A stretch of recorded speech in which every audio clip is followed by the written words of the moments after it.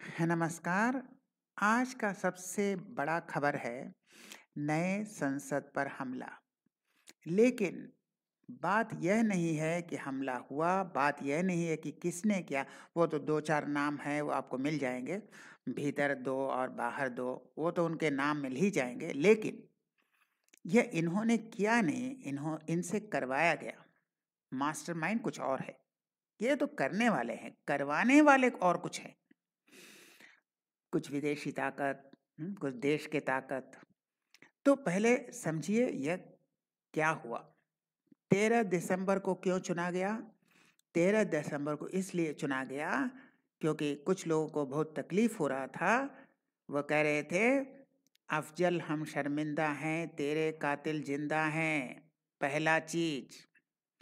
दूसरा चीज, किसके यहाँ भाई नोटों का जखीरा मिल रहा है? किसने राज्य 3 राज्यों में चुनाव हारा है? और किसको जॉर्ज सोरोस के पैसे बंद हो गए?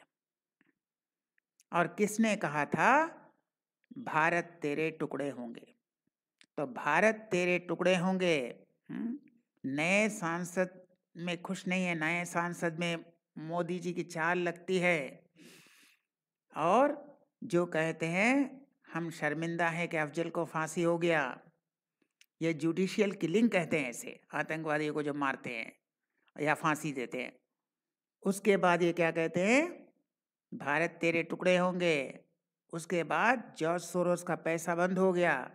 उसके बाद नोटों का जखीरा निकल रहा है, 350 करोड़ पार हो चुका है। तो और राज्य में हार पर हार, एक के बाद एक हार।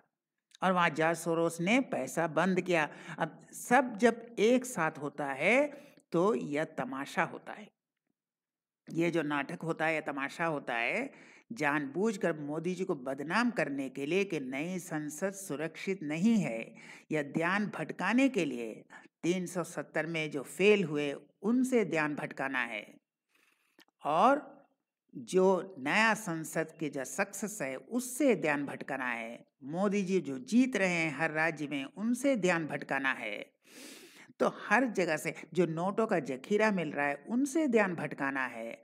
हर जगह से ध्यान भटकाना है, इसलिए कुछ करना पड़ेगा। तो यह नौटंकी और तमाशा। लेकिन सबसे मजे की बात यही, पहले बात तो सचमुच अटैक हुआ था। यही 13 दिसंबर कुछ साल पहले क्या हुआ था, ये तो रियल अटैक हुआ था। ये तो तमाशा हो रहा है क्योंकि मोदी जी के रहते किसी को हिम्मत नहीं है कि सचमुच अटैक करे। अजीत डोभाल को रहते किसी ताकत की हिम्मत नहीं है कि आकर आक्रमण करे। लेकिन वह नौटंकी करते हैं और करवाने के लिए इन जैसे लोगों को पैसा देकर करवाते हैं। ये करते नहीं है, करवाया जाता है इनको। यह जो हाथ हिला रहे हैं ना, ये जेएनयू का ब्रांड है। तो इस तरह ये लोगों को करवाते हैं, तमाशा करवाते हैं, नौटंकी करवाते हैं ताकि ध्यान भटक जाए और कह सके नहीं आपका नया संसद एकदम फेल, क्योंकि यहाँ सिक्योरिटी नहीं है, यहाँ सुरक्षित नहीं है, सुरक्षा बिल्कुल ज़ीरो है।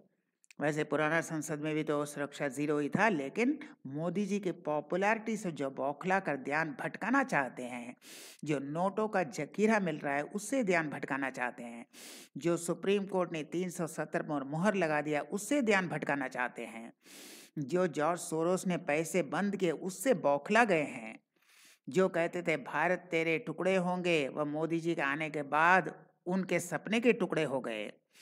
जो कह रहे थे अफजल हम शर्मिंदा हैं, तेरे कातिल जिंदा हैं, अब उनका वो शर्मिंदा हो गए चुनाव हार हार कर, और कोई जीतने का चांस नहीं है। तो ये ध्यान भटकाने का काम कौन कर रहा है, इनके नाम लेने की ज़रूरत नहीं है, आपको पता है। तो ये लोग पैसा देकर काम करवाते हैं। इन जो 2-4 नामों के पीछे मत जाइए। मकसद क्या है, किसका है, किसने प्लान किया मोदी जी को बदनाम करने के लिए, और ये कहेंगे सुरक्षित नहीं है। वैसे तुम्हारा भी कहाँ सुरक्षित था? मनमोहन सिंह मीटिंग कर रहे तो 2 अज्ञात आदमी घुस गए थे। हालांकि वो कोई आतंकवादी नहीं थे, लेकिन घुस तो गए थे।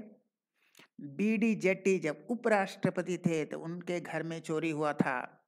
ज्योति बसु जब पश्चिम बंगाल के मुख्यमंत्री थे तो उनके साउथ कलकत्ता हिंदुस्तान रोड में मकान में चोरी हो गया था। कहाँ है भाई आपका बहुत बड़ा सुरक्षा? जहाँ मुख्यमंत्री के घर में चोरी होता है, जहाँ उपराष्ट्रपति के यहाँ चोरी होता है, तो ये कहाँ का सुरक्षा है? तो हर जगह तो यही होता है। लेकिन मोदी जी की पॉपुलैरिटी से बौखलाकर ये जो टुकड़े-टुकड़े गैंग, ये जो 370 कश्मीर को सपोर्ट करने वाले, कश्मीर मांगे आज़ादी के सपोर्ट करने वाले, अफजल गुरु और आतंकवादी को समर्थन करने वाले, लाल डायरी वाले, नोटों का जखीरा जहाँ मिल रहा है उससे ध्यान भटकाना है, जो हर राज्य में हार रहे हैं उससे ध्यान भटकाना है, तो इस तरह का कुछ नाटक या तमाशा करते हैं। क्योंकि मोदी जी और अजीत डोभाल के रहते हुए इनको सचमुच हमला करने की हिम्मत नहीं पड़ती, तो ये इस तरह का तमाशा पैसा देकर करवाते हैं। हम फिर मिलेंगे ऐसा और वीडियो के साथ, तब तक के लिए नमस्कार।